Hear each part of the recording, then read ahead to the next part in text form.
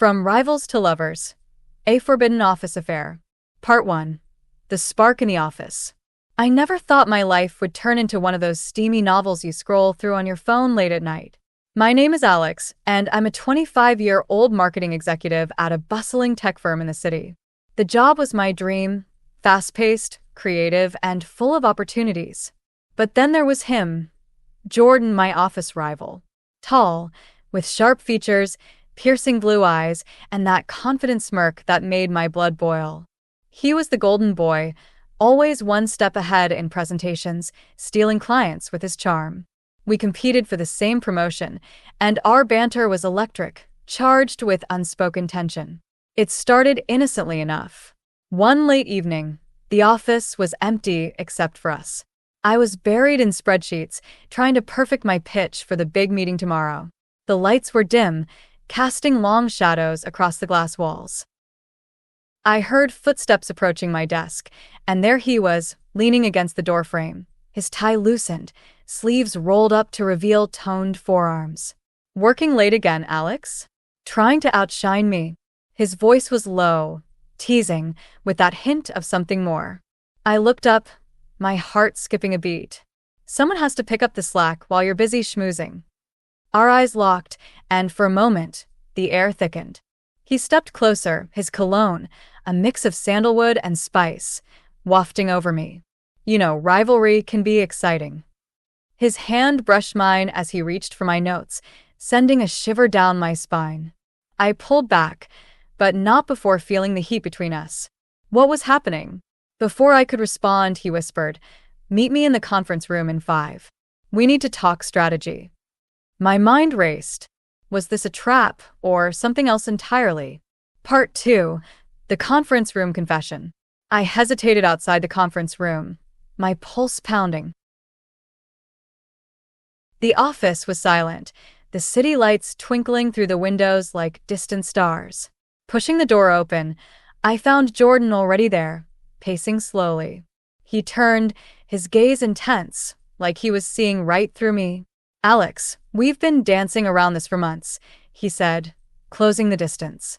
"The arguments, the stolen glances. It's not just competition, is it?" I swallowed hard, trying to keep my composure. "What are you talking about?" But deep down, I knew. Every time we clashed in meetings, there was this undercurrent, a pull that made my skin tingle. He reached out, his fingers lightly tracing my arm, leaving a trail of goosebumps. "Admit it. You feel it too." His touch was electric, firm yet gentle, and I didn't pull away. Instead, I stepped closer, our bodies inches apart. The room felt smaller, hotter. Before I knew it, his lips were on mine, urgent, demanding. I melted into the kiss, my hands gripping his shirt as years of built-up frustration turned into passion. His hands roamed my back, pulling me against him, and I could feel the hardness of his body, the way he responded to my every move. We broke apart, breathless, his forehead against mine. "This is dangerous," I whispered. "We're rivals. What if someone finds out?" He smirked, his eyes darkening with desire. "That's what makes it thrilling. But we can't stop here." Just as things heated up, a noise echoed from the hallway. Footsteps? We froze, hearts racing. Who was it? Part 3. The hidden elevator ride. The footsteps faded. It was just the janitor passing by, but the interruption left us both on edge, adrenaline surging. Jordan grabbed my hand. "Not here. Come with me." We slipped out, heading to the elevator. As the doors closed, sealing us in that confined space, the tension exploded. He pinned me against the wall, his lips finding my neck, trailing kisses that made me gasp. "I've wanted this for so long," he murmured, his hands exploring, sliding under my shirt to caress my skin. I arched into him, my fingers tangling in his hair. The elevator hummed downward, but time stood still. His touch was intoxicating, confident, knowing exactly how to make me weak. I could feel his arousal pressing against me, and a moan escaped my lips as he whispered promises of what he'd do next. Imagine us alone, no interruptions. The ding of the elevator snapped us back. We straightened our clothes just in time as the doors opened to the lobby. But outside, in the cool night air, he pulled me into a shadowed alley beside the building. "My place is nearby," he said, his voice husky. "Say yes." My mind screamed caution, but my body screamed for more. As we hailed a cab, I wondered, was this the start of something incredible, or a mistake that could ruin everything? Part 4. The night at his penthouse. The cab ride was a blur of stolen touches and heated whispers. Jordan's penthouse was stunning, floor-to-ceiling windows overlooking the skyline, modern furniture that screamed success. But I barely noticed. All I saw was him. He poured us wine, but we didn't drink.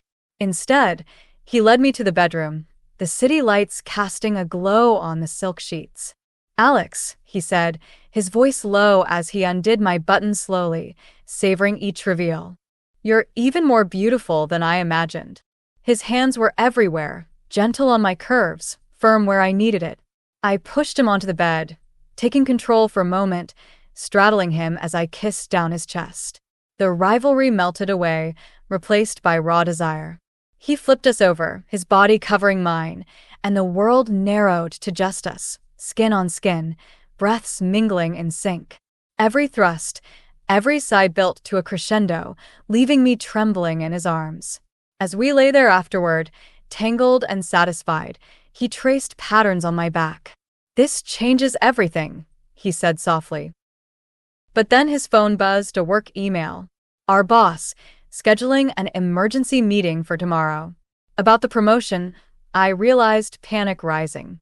Would this affair cost us both? Or could we keep it secret? Part 5. The morning after dilemma. Waking up in Jordan's bed felt surreal. Sunlight streamed in, highlighting the marks we'd left on each other. He was already up, making coffee, looking effortlessly sexy in boxers. "Last night was amazing," he said, handing me a mug with a grin. But as we sipped, reality crashed in. "We can't let this affect work," I said, though my body still hummed from his touch. He pulled me close, kissing my shoulder. "Why not turn it into our advantage? We're a team now." His hands wandered again, reigniting the fire, and soon we were back in bed, exploring slower this time, teasing, building until release washed over us. But mid-morning, my phone rang. The boss, wanting updates on our pitches. Jordan and I exchanged glances. "We have to act normal," he whispered. At the office, the meeting was tense. Our eyes met across the table, sparks flying under the surface. When it was my turn to present, Jordan nodded subtly, his support hidden. But as I wrapped up, the boss announced, "One of you will get the promotion. The other might need to transfer." My heart sank. Betray him or risk my career? As the meeting ended, Jordan slipped me a note. "Meet me tonight. We need a plan." Part 6. The Secret Rendezvous.